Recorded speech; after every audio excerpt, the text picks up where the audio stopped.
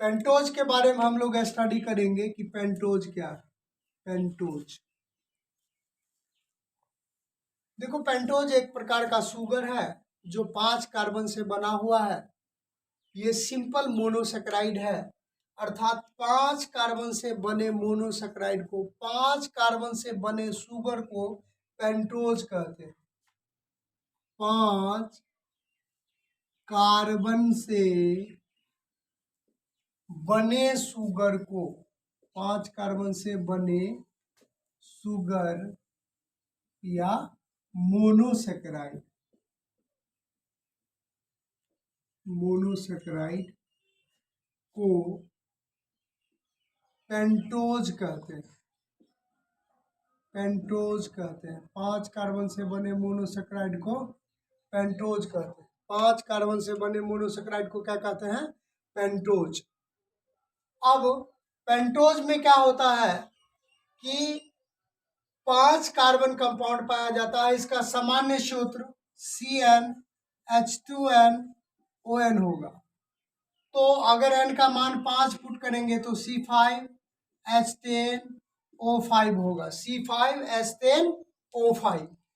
अब इसका सामान्य एग्जाम्पल, इसके 3 एग्जाम्पल हैं। इसके कितने एग्जाम्पल हैं? 3 एग्जाम्पल है। आइए उन तीनों एग्जाम्पल को हम लोग स्टडी करें। पेंटोज शुगर का 3 एग्जाम्पल है। कितना एग्जाम्पल है? 3 एग्जाम्पल। पहला एग्जाम्पल है राइबोज। पहला एग्जाम्पल क्या है? राइबोज। राइबोज पहला एग्जाम्पल है राइबोज। राइबोज, चूंकि राइबोज एल्डिहाइड ग्रुप है। राइबोज कौन सा ग्रुप है? Aldehyde group, aldehyde group. उसके बाद राइबोज में, राइबोज एल्डिहाइड ग्रुप है। राइबोज 5 कार्बन कंपाउंड का बना होता है। राइबोज कितने कार्बन कंपाउंड का बना होता है? 5 कार्बन का। तो इसका अणुसूत्र क्या होगा? इसका अणुसूत्र होगा C5H10O5। इसका अणुसूत्र क्या होगा? C5H10O5।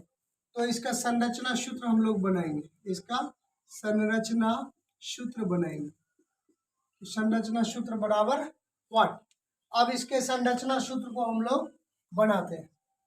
देखिए, इसमें हम लोग 1 2 3 4 5 कार्बन कंपाउंड बना लिए।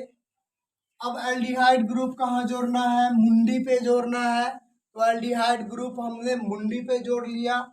बाईं भाग में OH ग्रुप जोड़ना है तो OH ग्रुप जोड़ लिए, OH ग्रुप जोड़ लिए। अब OH ग्रुप जोड़ने के बाद इसको 4 बॉन्ड पुराना है, इसको 4 बॉन्ड पुराना है, इसको 4 बॉन्ड, सभी पे हाइड्रोजन डाल दिए। तो ये संरचना किसका हो गया? राइबोज का हो गया, राइबोज का, राइबोज का संरचना। अब राइबोज में हम लोग राइबोज का हेमी एसिटल कंडीशन को स्टडी करेंगे कि राइबोज का हेमी एसिटल कंडीशन क्या होता। आइए, अब राइबोज का hemiacetal condition, hemiacetal condition of ribose.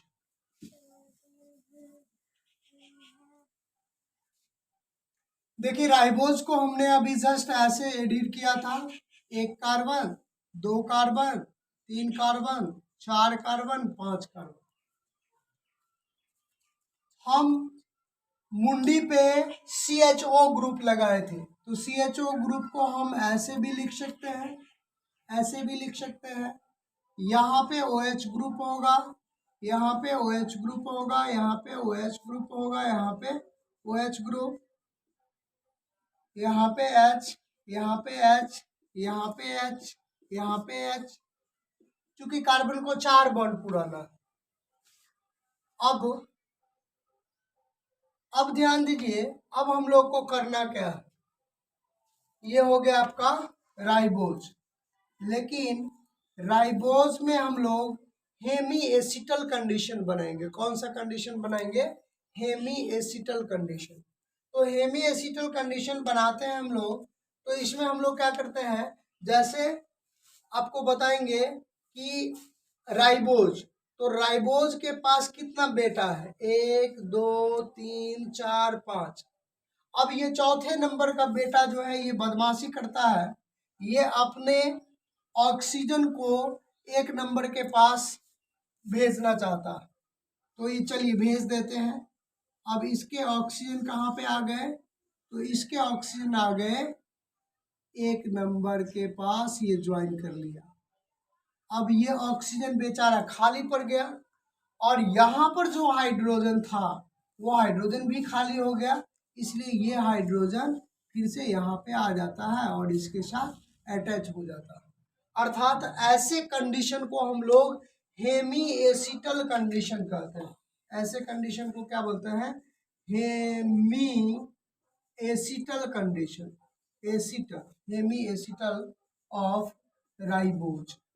Ribose का क्या है, हेमी एसिटल है, राइबोज का हेमी एसिटल, यानी हेमी एसिटल ऑफ राइबोज,